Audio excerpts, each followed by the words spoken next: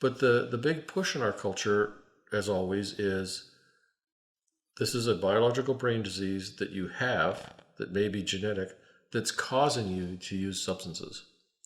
And as is true all the way through psychiatry, that's just not scientifically true.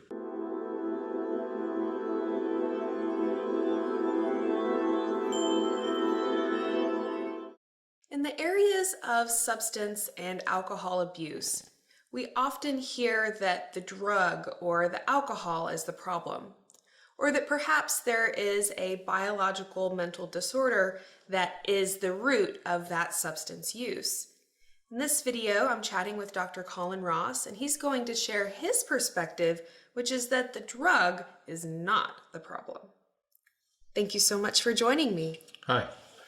Well, this is an important area because the cost to our society, financial cost, the crime cost, the incarceration cost, the family cost, the personal cost is like gigantic. Right. I mean, billions of dollars in law enforcement costs, mental health costs, etc. So it's a big problem in our culture for sure. And like everything in mental health, it's complicated and there's not just one answer. Mm-hmm. And I think everybody would agree on that. But the big push in our culture, as always, is this is a biological brain disease that you have that may be genetic that's causing you to use substances. And as is true all the way through psychiatry, that's just not scientifically true. It could be true for a subgroup of people, but in general, it's just not scientifically true, despite many years of trying to find something. Now, once you've been abusing methamphetamine or whatever for many years, you definitely have brain damage. And once you're addicted to something, then your brain definitely craves it. So that's for sure. Right. But what's not established is that the problem is a genetic or biological or brain drug problem of some kind that causes you to use drugs or alcohol. That simply is not the fact. So most of the treatment and most of the research in substance abuse is focused on just the substance abuse and trying to find out what in your brain is driving you to abuse the substances, with maybe a little attention to the environment. That's where all the money goes. Right. And the idea is that the drug is the problem. Well, clearly the drug is a problem. Otherwise, we wouldn't be talking about it. Mm-hmm. But this is my approach now. The drug or the alcohol is a problem, but in order to solve the addiction, you have to figure out what is the purpose or function of the drug in the person's life. And actually, the drug is not the problem. It's the solution to some other problem in your life. Right. Which is going to be a bunch of trauma you experienced, bad circumstances, bad feelings, something you don't want to deal with that you want to get away from. So that's basically what all addictions are: getting away from things on the inside, the outside, the past, the present, and the future that you don't want to deal with. And people have lots and lots of things that they don't want to deal with, don't want to feel, Right. would rather ignore.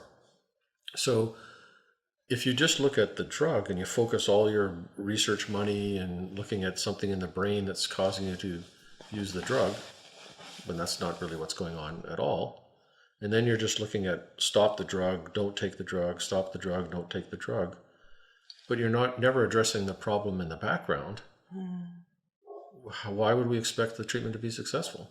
Right. There's no reason it would be successful. We'd actually predict very high level of failure for drug and alcohol treatment if you're not seeing, okay, this is a problem, but it's not the problem. The problem is whatever it is that's going on in your life. You got to address that, which is complicated, difficult. And you can't just take a prescribed pill to stop you from taking the street pill. You got to work on your life, and it takes work. Right. So then we come back to the problem of kind of like the lazy culture, basically, where people don't want to work hard on their problems, on their health, on anything. And then we're always coming back to try and find whether the problem's obesity, drugs, alcohol, psychosis, depression, here, take a pill. We're always trying to find this quick, easy solution. And unfortunately, life doesn't have it to offer. Right. Well, I think that it's, very unfair that, for the people who are in a situation, either abusing alcohol or a drug of some kind, or even abusing a prescribed drug, which in itself is also a big problem.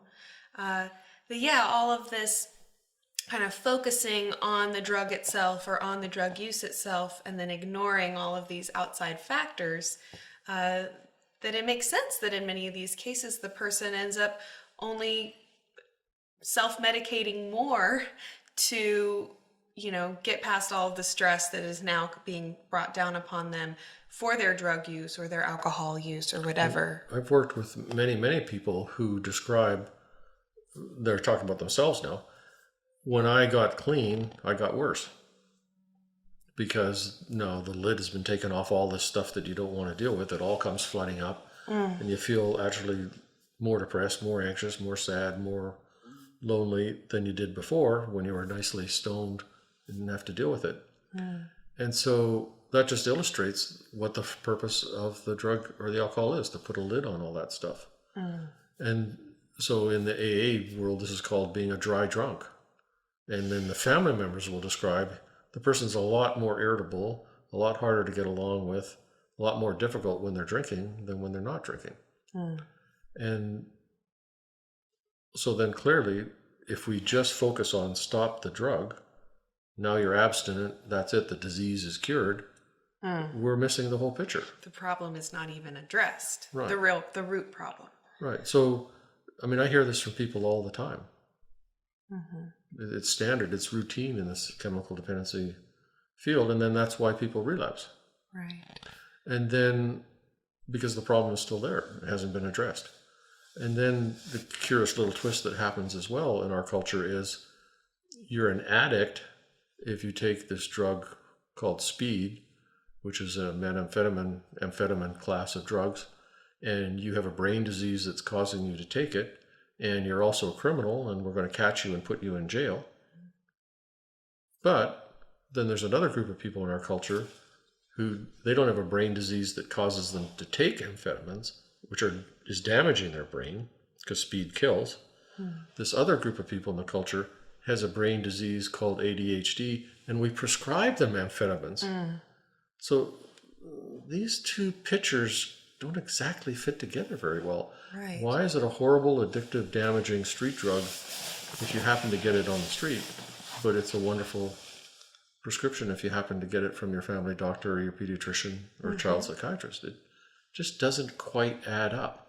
Right. So the whole way we look at addictions and street drugs and prescription drugs, to me, doesn't quite add up and make sense. Certainly.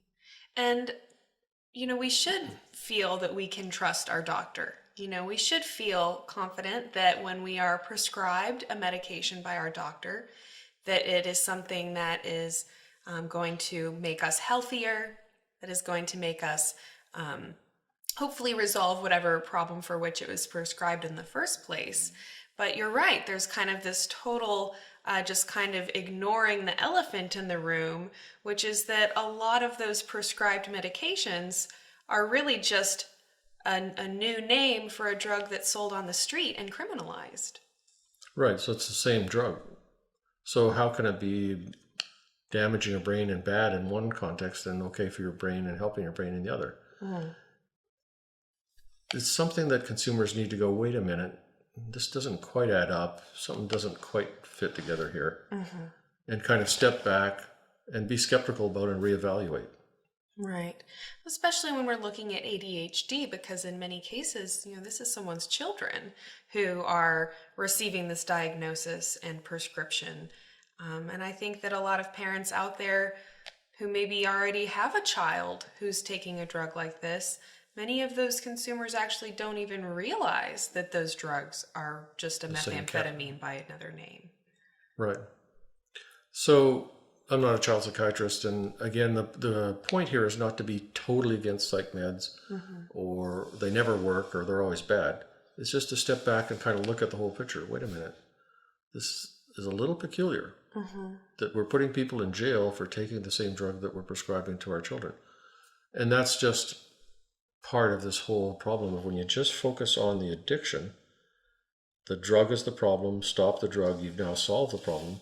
and you don't kind of take a broader perspective, look at the whole social setting, the person's entire life, their story, their history. Because when you do that, the drug addiction just fits right into the story very clearly. It's not any kind of mystery why the person is using drugs and alcohol. It's not any mystery why they're feeling so bad because all this horrible stuff happened. It's really not hard to figure out. Right. So, in the area of substance abuse, what have you observed, or maybe people that you know, or other psychiatrists that you know? Are there handlings for substance abuse that are effective? Well, I think it's a multi-pronged approach, which is so if when people come into my inpatient programs, 2/3, a little under 2/3, will say, yes, I've had a drug or alcohol problem in my life. And we frequently have people with serious alcohol, serious cocaine, heroin, the whole works. And basically, if you just try and deal with the trauma and don't address the substance abuse, then the person just keeps using and you can't really deal with the trauma. If you just focus on the substance abuse and don't deal with the trauma, then the engine that's driving the substance abuse just keeps going. So it's kind of trying to address both at the same time. You clearly have to focus on, okay, I'm using this drug, it's bad, here's the reasons it's bad, here's all the price that I and my family have been paying. You have to be clear about that. And you have to make a commitment to, okay, I'm going to stop using and work on this. So it's kind of a foot in both camps, basically. Right. And are there any resources or references that you would direct someone to if they are struggling with a substance abuse problem? Well, the big advantage of AA, NA, and those organizations is they're free. You don't have to get tracked by the government or by the insurance company. It doesn't affect your job. So I give those a try initially. And then if you do have, which most people with substance abuse do, if you have a really serious trauma history, I try and find a therapist who's skilled and knowledgeable about trauma-related therapy. Any other thoughts that you want to share here? I think that kind of concludes it. Okay. Well, thank you so much.